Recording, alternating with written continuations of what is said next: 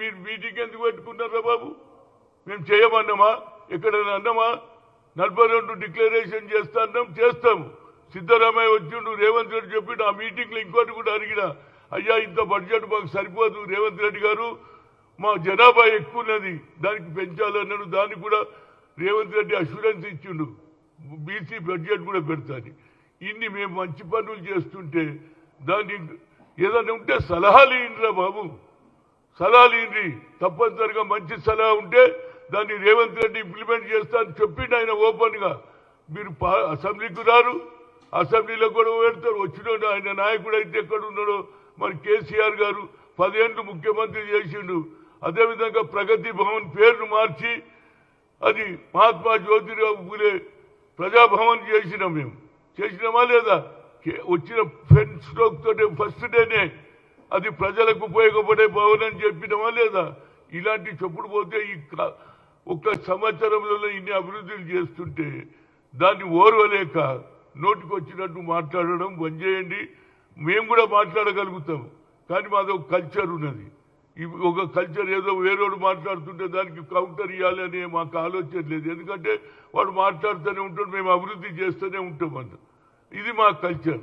ఏదైనా తప్పనిసరిగా రావు. దీని వెనకాల 6 డిక్లరేషన్ ఇచ్చిన మా తల్లి సోనియా గాంధీ గారు తెలంగాణ ఇస్తా అన్నది ఇచ్చి తీరింది. ఆమెకు తెలుసు ఆంధ్రలో వ్యతిరేకమవుతుందని, అయినా ఇచ్చిందా లేదా? బిల్ పాస్ చేసిన మేము ఆనాడు ఎవరు కూర్చున్నారు లాబీలో? కేశవరావు, అదేవిధంగా చంద్రశేఖరరావు కూర్చొని అర్బతన బిల్ పాస్ చేయాలన్నాడు. నేను బయటకు వచ్చిన ఇది కలవడానికి వస్తుంటే లాబీలో కూర్చొని చెప్పారు. నేనన్నా మీరు చెప్పేది అవసరం లేదు, మా సోనియా గాంధీ చెప్పింది బిల్లు పాస్ చేయాలన్నాం, చేస్తున్నాం అన్నాం. అదే ఆంధ్ర వాళ్ళు వ్యతిరేకం చేసిండ్రు. సుశీల్ కుమార్ షిండే హోమ్ మినిస్టర్గా ఉంటే ఆయన కాయిదాలు గుంజుకోవాలని ప్రయత్నం చేసి ఆపినాం, బిల్ పాస్ చేసినాం. నీకు ఏ హక్కు లేదు, నువ్వు ఒక్కరిమే ఉన్నట్టు. ఇవాళ నేను తెచ్చిన తెలంగాణ నువ్వు అన్నావా లేదా?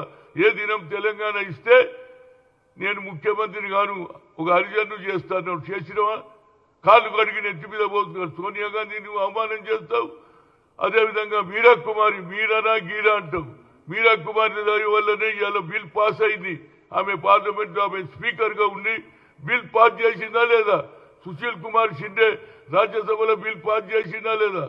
తెచ్చిందంతా మేము. ఏదో నీకు అవకాశం వచ్చింది 10 ఏళ్లలో, నువ్వు ఎంజాయ్ చేసినావు. ఇవాళ మాకు సంవత్సరం కాకముందే మా పార్టీ మీద మా నాయకుల మీద దుమ్ము వేసేది బంద్ చేయండిరా బాబు. 5 ఏళ్ళు అవకాశం ఇచ్చారు. తప్పనిసరిగా రైతులు కానీ నిరుద్యోగులు కానీ అందరికీ కూడా ఆఖరికి బతుకమ్మ కుంట కూడా రేవంత్ రెడ్డి గారు ఇనాగ్రేషన్ చేస్తారు. మళ్ళా కుంటలో నీళ్లు ఉంటాయి. మా చెల్లెళ్ళు మా అక్కలు తప్పనిసరిగా వచ్చే సంవత్సరం బతుకమ్మ ఆడి తీర్థం.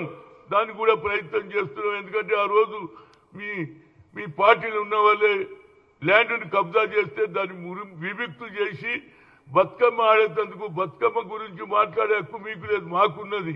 బతుకమ్మ కుంటను బాగు చేసింది మేము, బతుకమ్మ కుంటను పట్టించుకునే వాళ్ళు మీరు. బతుకమ్మ కుంట మీద ల్యాండ్ గ్రాబర్లకు మీరు మద్దతు ఇచ్చినా లేదా మీ పార్టీ వాళ్ళు? కనుక ఇలాంటి భాష బంద్ చేయండి. ప్రజలు మాకు అవకాశం ఇచ్చారు. 5 ఏళ్ల లోపల అన్ని ఇచ్చిన వాగ్దానాలు నిరుద్యోగులు కానీ రైతులు కానీ అదేవిధంగా ఇచ్చిన అన్ని వాగ్దానాలు పూర్తి చేస్తామని మీడియా ద్వారా చెప్తున్నాం. ఇక ముందు ఇలాంటి స్టేట్మెంట్లు బంద్ చేయండి. 34 చెప్పి 23 ఇచ్చిన వాళ్ళు మీరేం మాట్లాడతారా బాబు? అదేవిధంగా ఏది ఇందిరా పార్క్ దగ్గర ఏది ధర్నా చౌకును కూడా ఎత్తేయాలని వాళ్ళు ఇవాళ అదే ధర్నా చౌక్ మీకు పనికొచ్చింది. ఆనాడు తీసేయాలన్నారు, మాకు రానియలే. అదే కానీ మేము కొట్లాడి ఇందిరా చౌకును కూడా మేము రక్షించుకున్నాం. అందుకే నీకు ఆడ అవకాశం వచ్చింది. ఇలాంటి భాష మాట్లాడేయండి.